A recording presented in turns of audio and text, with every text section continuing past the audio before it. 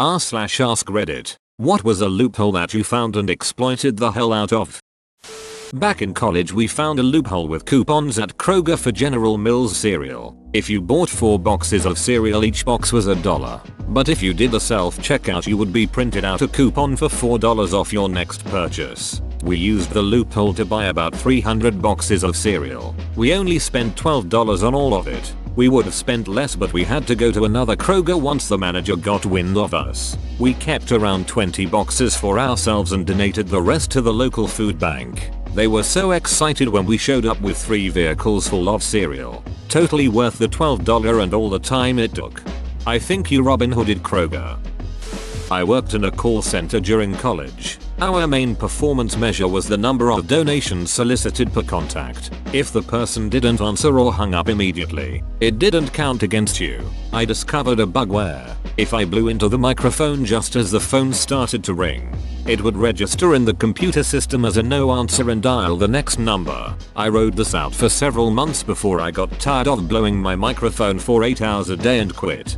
Building on that, we had a person working in tech support where I used to work a long time ago. There was an employee who was low on his call numbers, so management did some research. They found that he never took any inbound calls, so they started looking at call histories and found that his outbound calls were only 5-10 seconds long.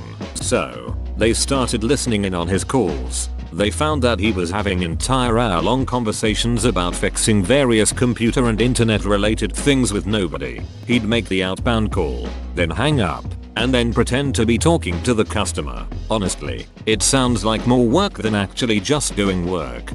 There is something to be said for not dealing with the public.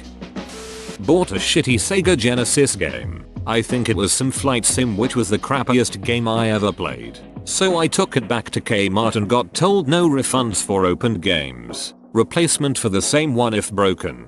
Annoyed that I couldn't get my money back, I said it was broken and went for the replacement. They handed me a new copy of the game and my original receipt. Left and came back an hour later. I want a refund for this game. Here is my receipt and an opened game. Got my money back. Went and bought a different shit Genesis game. I was once the only person to show up to a Microsoft CRM event. Since I was the only person to attend, I automatically won the door prize of a Xbox 360 with a Kinect. The downside of this loophole was 3 long hours of talking with Ms. Product evangelists who were very disheartened and desperate to make a sale. I used to go to Ms. events at my college because they gave away free shrink-wrapped software which I would then sell on eBay. Back when Vista and Office 2007 launched, Ms. did an online event where you watched some dishwater presentations by their evangelists. For each product, there was a simple 2-question answer quiz at the end that if you got correct and put in your response quickly enough, you got a free, shrink-wrapped copy of the ultimate version of Vista and the professional version of Office. It was implied in the blurb that you could only win one or the other, but it turned out there was no mechanism in the system or rule in the terms and conditions that prevented you entering both competitions. So I did win both, and so did many others. I got a free as in greatest copy of Vista Ultimate and Office 2007 Pro. They were marked not for resale but only on the disc inside the sealed boxes, so of course many people resold them. I used mine though, for years. Last summer, I went up to northern Michigan with a buddy of mine. He's got a nice summer cabin in a small town called Escoda. It's a nice little place, with beautiful lake beaches and other fun outdoorsy stuff if that's your thing. But there's not an awful lot to do up there otherwise. We walked from his cabin into the town, and walked into a closing Kmart. I walked over to the electronics aisle, hoping to find some bargains on video games. Unfortunately, they only had one shitty game, Putty Squad for PS4, and they had an awful lot of copies. I checked the price. They were on clearance for $14, but were marked at an additional 90% off, bringing the price down to a measly $1.40 each. I did the sensible thing that anyone else would have done and bought 20 copies, even though I had no interest in ever playing any of them, nor did I own a PS4. Receipt for proof. After a weird look from the cashier, he removed the security labels from the games and sent me on my merry way with a bag full of sealed games I spent under $30 for. I brought them home with me, and traded them into GameStop one by one every time I went. getting approximately $7 per copy in store credit. I traded in such a high volume of copies, I was banned from trading in games to GameStop. Fortunately, it's a system-issued temporary ban to prevent people from loading off stolen goods. I just traded in my last copy last weekend when they were doing a 50% bonus trade in credit promotion, and got $10 in store credit. I made something like $150 in store credit total off of $28 plus tax. And even though this pales in comparison to some of the other posts in this thread, I consider this a victory and it makes for a funny story to tell. At my local movie theater, you could get a small drink for $2.50 or a large drink for $3.50, and large gets unlimited refills. Or you could get a Sobe tea for $2.50. But they didn't give you the Sobe bottle because they wanted to avoid any broken glass incidents. So they poured the Sobe into the large cup. Boom. Unlimited large drink refills. I saved several dollars that way. Jesus. The large is huge. How do you finish it, let alone have to refill it? By sharing. Also, the large really is large. I'm genuinely concerned for the structural integrity of the cup. By accident I found a gumball machine. If you turned the dial really slow it would drop the gumball. Then you could dial it back just enough so the next gumball would drop into the tumbler bits. Then slowly dial forward again until it drops, etc. Got about 20 of them and stopped when I realized that I really didn't want to chew that much cheap gum. Ha.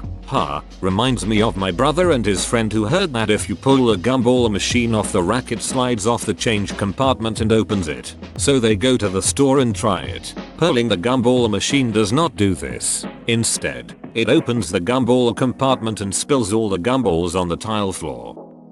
In the 80s, Chuck E. Cheese's didn't shred the tickets you get out of their games and used to buy toys, candy, etc. My friends and I were biking one day behind a strip mall practicing our wheelies and jumps. We saw a worker throwing a garbage bag of tickets into the dumpster behind Chuck E. Cheese. We grabbed it and then started circling back about once a week. Garbage bags and garbage bags full of tickets. We were doing so well. One of my friend's parents got in on it. She would take the minivan behind there and have her kids load up. And this is why tickets are now shredded. I think I still have a huge stockpile of frisbees and stuffed animals in my parents' attic somewhere. Back in the day at my local Charles Cheese, they weighed the tickets. So we would have like maybe 500 tickets and go to the bathroom and wet like 10-20 of them and it would add maybe an extra 100 tickets. At a local arcade that had the ticket system, one of the employees left the machine unlocked and there were thousands of tickets just sitting there, nicely folded and everything. Needless to say they were grabbed. Former arcade manager here. The tickets vend out of the machines with a distinctive pattern embossed into them by the gears which feed them out. At one point during a busy day, someone stole a new bundle of 1,000 tickets I was about to reload a game with from a countertop when my back was turned. A few days later, a smirking kid of around 12 walked in with a suspiciously ungear-grinded bundle of 1,000 tickets he'd been saving up, despite them being consecutively serial numbered, and still all in one unbroken strip, and demanded his prizes. I told him I recognized him from my security video, which was a damn lie. I had no cameras, and asked him whether the police had been to his house yet to have a little chat with him. He turned bone white and ran out. I took the bundle of tickets, still in good shape, and loaded them into a game. My buddy and I snuck behind one of the machines at Jillian's when we were around that age and stole a full stack of tickets. Thought we were so clever when we tore them into random length strips to make it look like we won them at various games. The employee instantly called us out on the fact there was no dispense mark on the tickets and we booked it out of there so fast. Never had the balls to go back either because we thought they'd recognize us and call the cops. My college didn't put any dates on our student IDs. No graduation year. No expiration date. Nothing. As a result, I kept using it to get student discounts for years after I graduated. Mostly the 15% off J.Crew discount. Penn State fixed that by making IDs fall apart after a year or two so they could charge you for a new one. I'm picturing a Mission Impossible style, self-destructing id. I hesitantly bought 3 Bitcoin just as they were going up. then sold one at their peak for the original cost of the 3. I've since spent my effectively free Bitcoin wealth on the only thing of value one can buy with Bitcoin. Reddit Gold. At time of writing, I have gilded 266 posts. Have you ever gilded an entire random comment chain in a small sub without letting them know why it happened? That sounds like fun. When vending machines first started accepting credit cards, you could swipe your card, select a drink, and when the little drink pod starts moving to collect your drink, hit cancel. The cancel button would stop the card transaction but not the machine, so you could get free drinks. It was a sad day when it stopped working. Certain vending machines. The one that has a conveyor belt. If you stop it with your hand, you can get like 4 drinks for the price of 1. What few of those are still around have had their firmware flashed so that the whole machine shuts down if you try that. Back when Hollywood Video was around, they would guarantee new releases to be in stock. If they rented out all of their copies in the store, then they would give you a voucher for a free rental. I was in college at the time and would go into the store near my college campus at around 10 PM on a Friday night. There was simply no way for them to have any copies left by that time, so I would collect whichever vouchers were available. Rinse, repeat, cheaper than Redbox.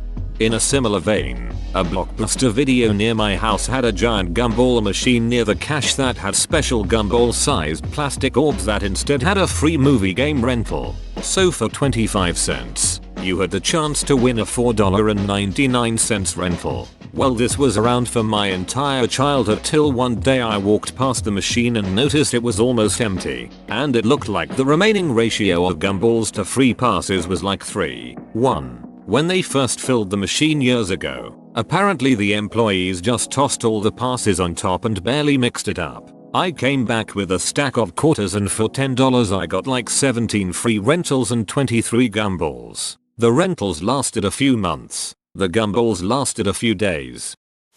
There was a Papa John's coupon for 50% off if the official PJ Twitter retweeted you. I found the code looking through their website. I got half off pizza for a year and a half.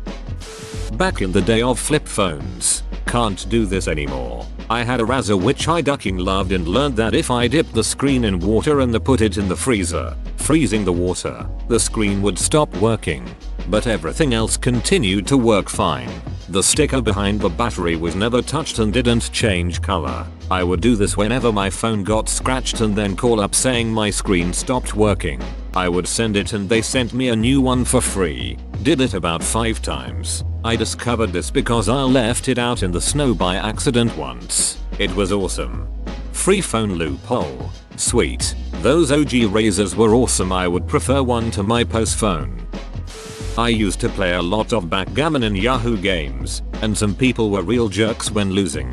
Most commonly they'd stall the game by taking the maximum 5 minutes per move, hoping I'd resign. I learned a way to boot these people off Yahoo for as long as I wanted, by trying to log into their account. When I used the wrong password 10 times, the account was locked for 24 hours. They couldn't log in again until I chose to allow it.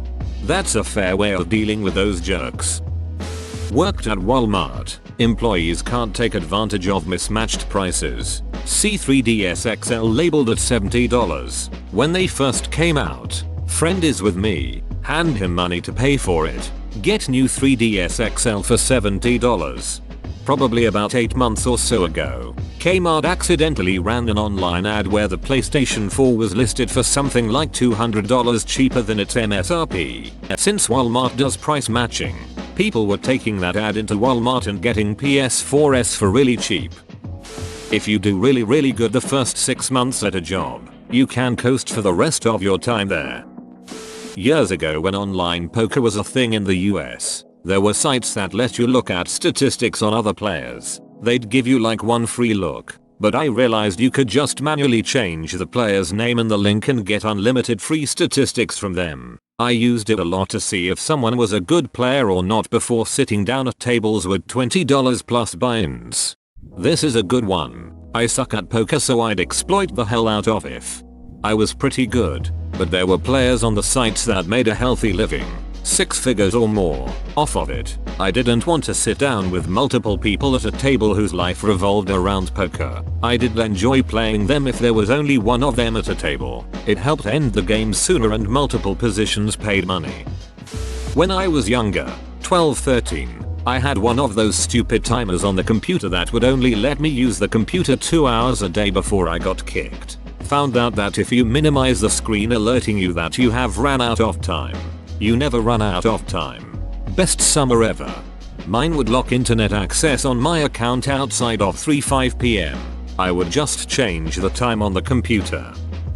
I worked at sandwich shop when I was a young lass. We were allowed one free sandwich for the entirety of our employment there.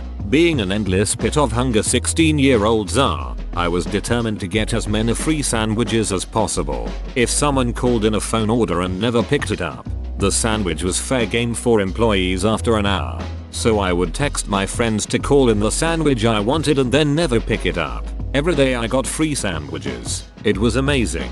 If I didn't eat it, I would bring it to school the next day and sell it. I'm confused. So you worked there for 5 years and could only get one sandwich within that time? One sandwich a day? What? It doesn't really sound like you exploited it well though, because you still had to put in effort to make it look all glittery and good, and you only got a C. Sometimes it's about sending a message.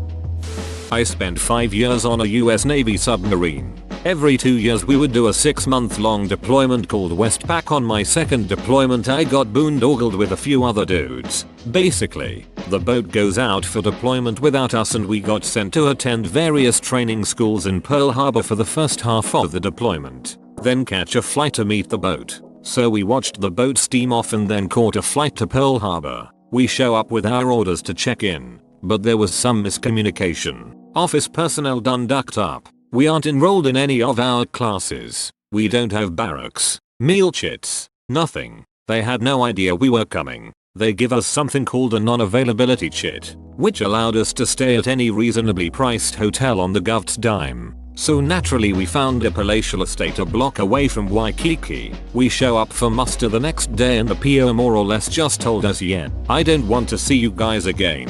Ever. We couldn't get a hold of our boat because it was underwater doing secret things. Once the yeomen got their shit on straight, they realized that our return plane tickets were already paid for and paperworked up. So they just said, duck it, we'll do it live. We were getting a per diem and having our housing covered by the Navy. Never had to muster for work.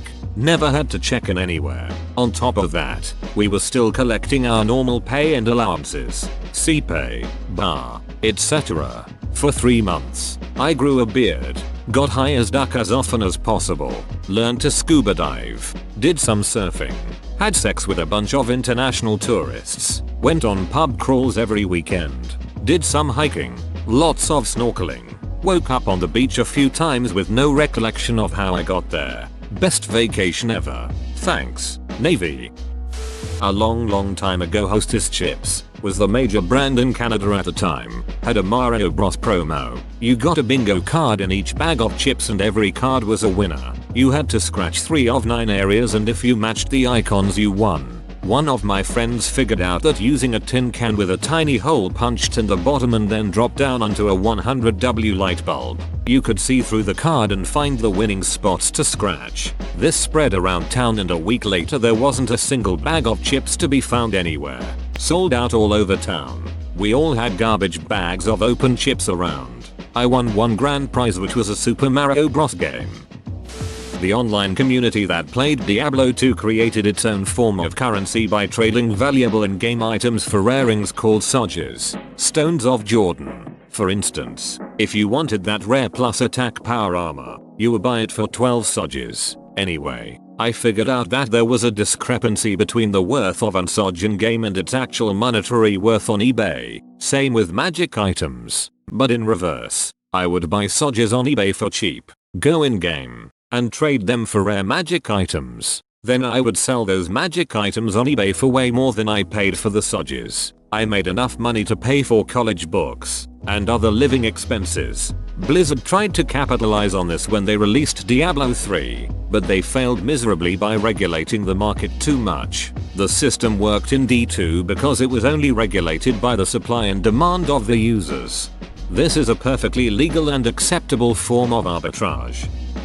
They've closed it now, but a couple years ago I discovered you could charge an American Express Serve card with a regular credit card by going to Walgreens, or maybe it was Rite Aid, I forget. I have a credit card with 1.5% cash back. Every month I put $10,000 on the Serve card. That was the limit, and then just paid my CC bill with it. I cleared $150 a month for free. Similar, but for a while the US Treasury was selling some stupid gold dollar coins with free shipping, so you could buy them with credit cards, then take them straight to the bank to deposit and rake in all sorts of free airfare or other credit card bonuses. In college I bought a pack of coupons for Hungry Howie's Pizza. It had 3 coupons for a free pizza, no other requirements. Just a completely free pizza. I would call and order my pizza, tell them that I had the coupon for a free pizza, show up and forget to give them the coupon every time. I always had it on me as a backup, just in case they did ask for it. But, out of the 3 coupons, they only asked for it once. I kept using them for months, until the coupons expired, which I am sure they were looking for. I ended up getting a few dozen free pizzas out of them, which was great for a college student. So I wanted to get cheap coffee filters online, as I knew I was going to need them for the foreseeable future and wanted to get a better price on them. So I found a site that had them at half price, $1.95 for 100 filters, usually $3.99 at the store, what I was paying at the store, and put them in my cart. When I went to check out, it asked me if I wanted to set up an automatic delivery to have them shipped every 2 weeks and they would reduce the price. I said sure, why not? After all, they were the cheapest I had found, and getting them every week would mean I didn't have to keep ordering them. So it brought the price down by like $1 for 100 filters. I was thrilled. Then it asked me if I wanted to join the Coffee Savers program for more discounts. I said sure. So after joining the Savers program, it brought the price down to $0. I was stunned. I still had to add my credit card, but I was never charged. So for 2 years I got 100 filters delivered to my door for free. Never got charged, not once. One day though, I got a notice that said they were going out of business and my free filters would end. I was sad, but the stockpile I amassed them lasted me about 2 years, and recently in the past 2 weeks I had to buy new filters. Life will never be the same. Whoa, you made it to the end? You're a ducking beast. I'll cut you a deal. Smash like and subscribe for more curated content, bruh. It's free and that's a great price.